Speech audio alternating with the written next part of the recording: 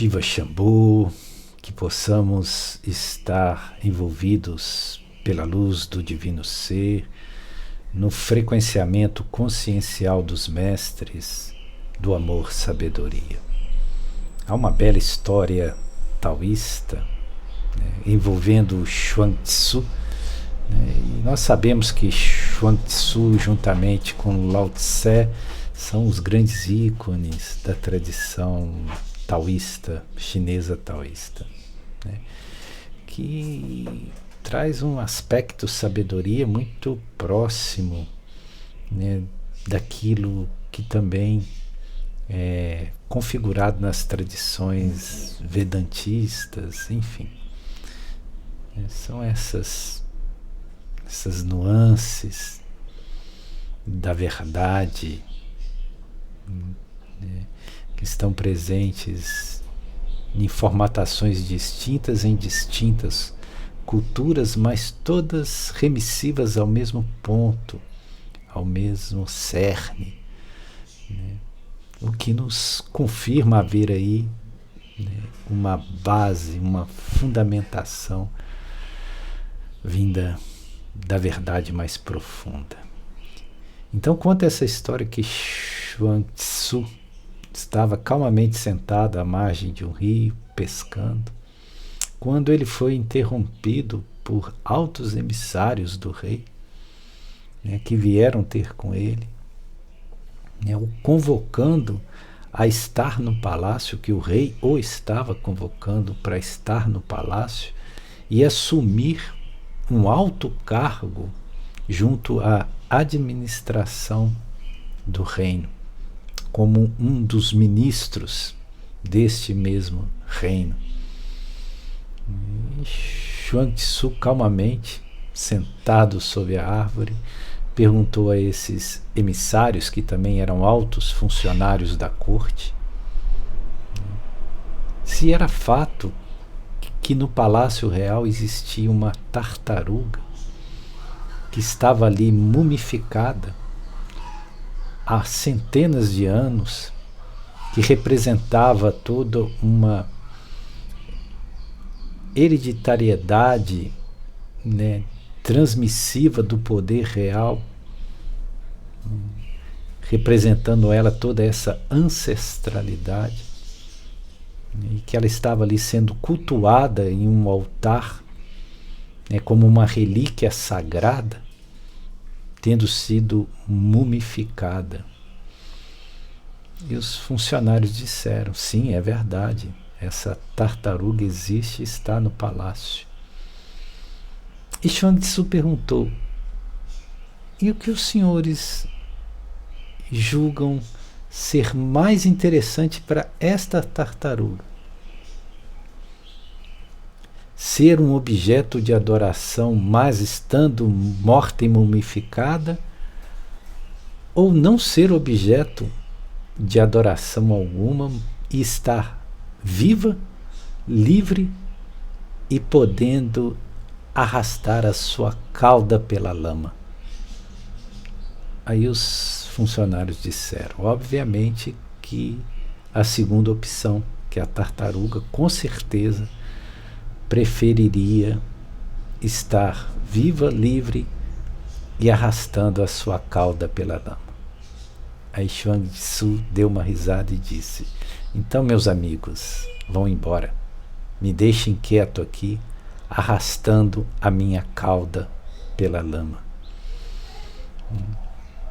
Essa história é magnífica, porque ela desconstrói esse sentimento que nós trazemos de que nós precisamos ser importantes, que nós precisamos galgar postos de destaque dentro da hierarquia social, que nós precisamos ostentar titulações, que nos fazem grandiosos perante os olhos dos homens, e não percebemos que toda essa posição que almejamos de destaque, de notoriedade, de grandeza, ela na verdade se torna uma prisão.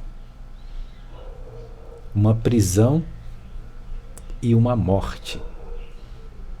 porque nós passamos a não mais sermos aquilo que somos para sermos aquilo que julgamos ser ou aquilo que os outros julgam que devemos ser.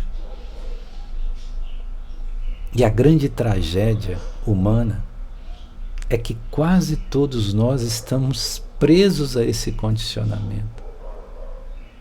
Nós angustiosamente lutamos para ter uma notoriedade, para nos destacarmos. O nosso ego nos concita o tempo todo a que nós sejamos maiores, melhores que os outros, a estarmos ocupando posições de destaque, como se o nosso valor estivesse não naquilo que somos, mas naquilo que representamos. E envolvidos, né, por todas essas condecorações que muito agradam o ego, nós acabamos embalsamados, mortos, servindo apenas de culto a nós mesmos, que passamos a cultuar a nossa imagem, e de objeto de veneração, né, às consciências presas a esse jogo de valoração, né, social, política, de poder, econômica.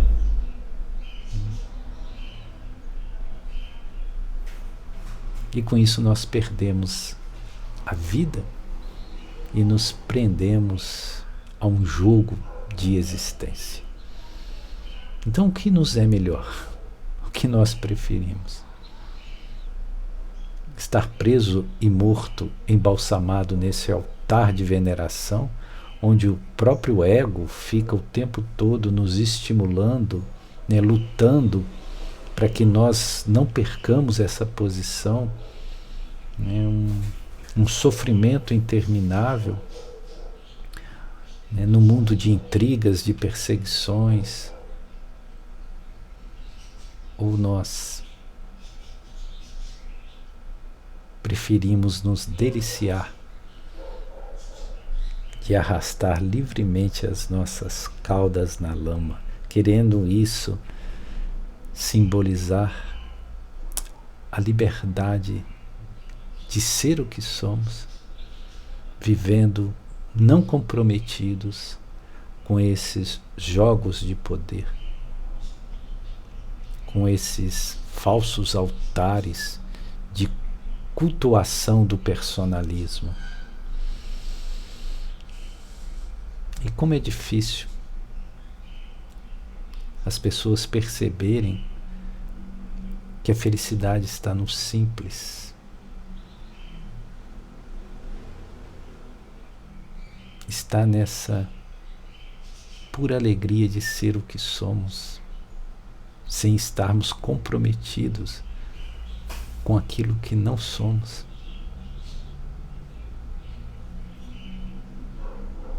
A nossa essência divina e sagrada,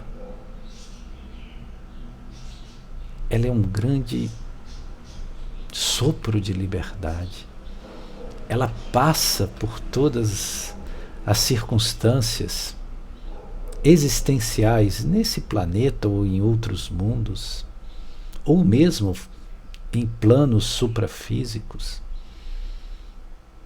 E se ela não se apega, se ela permanece vazia, pura, imaculada, em todas as circunstâncias e lugares, ela bebe de uma alegria, de um néctar, né, de autoconsciência, de autopresença, de deleite por apenas ser o que se é e estar onde se está, que vai independer da circunstancialidade, podendo nós sermos um rei dormindo em uma cama de ouro, ou sermos um campônio dormindo numa cama de palha.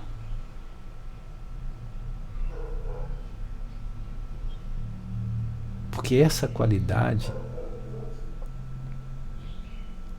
que está naquilo que somos e não naquilo que queremos representar para que os outros pensem que somos,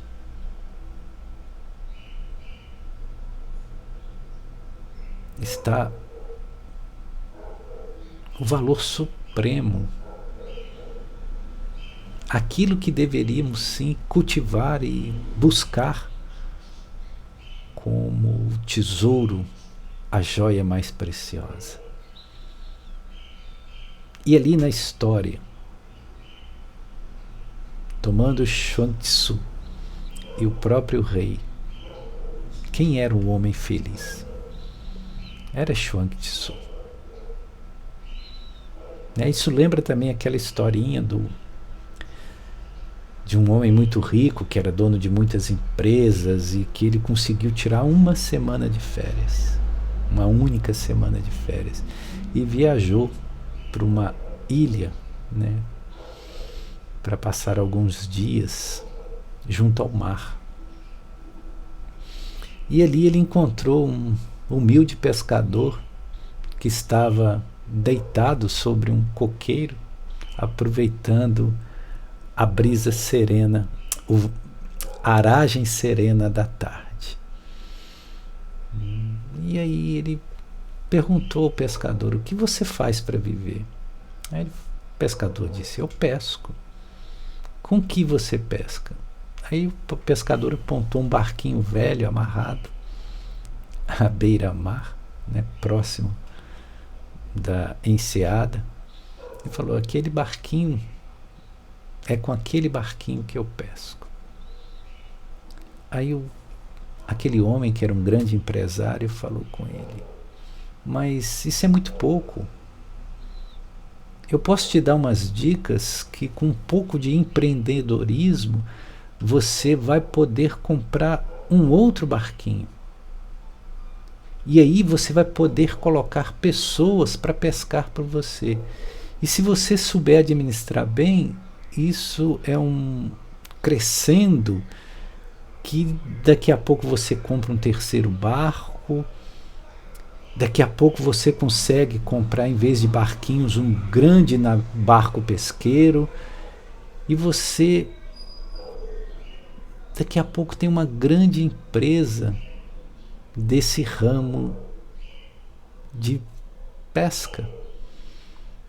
Aí o pescador olhou para ele e perguntou: mas e para que eu faria isso? Ora, para você ter dinheiro. Mas para quê? Ora, por exemplo, para você poder estar de férias num lugar como esse, e numa tarde tão bonita como essa, você poder estar descansando. Aí o pescador riu e virou para o empresário e disse: mas será que você não percebe que eu já tenho isso?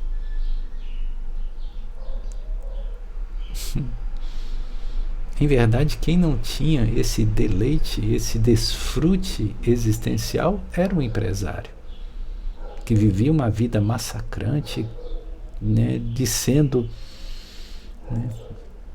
permitido apenas uma semana de um certo descanso, entre aspas, porque a mente dele com certeza estava presa em seus negócios.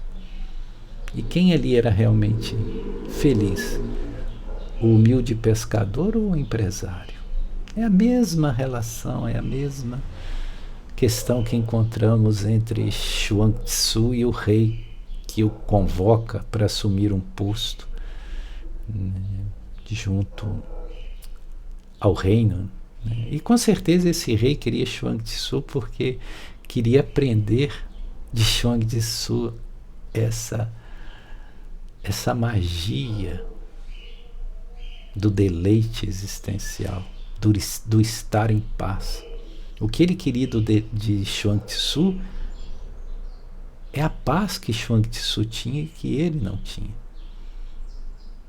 Mas essas questões não podem ser compradas, não podem ser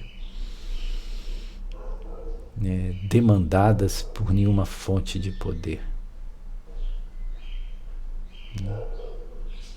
Então, por vezes, nós esquecemos disso. Que a nossa felicidade pode estar na simples liberdade de poder arrastar as nossas caudas pela lama, felizes, leves e soltos, desfrutando de todo esse encantamento que é ser o que somos, estando onde estamos, plenos dessa presença, consciência, que é o próprio Deus em nós. Shiva Shambhu.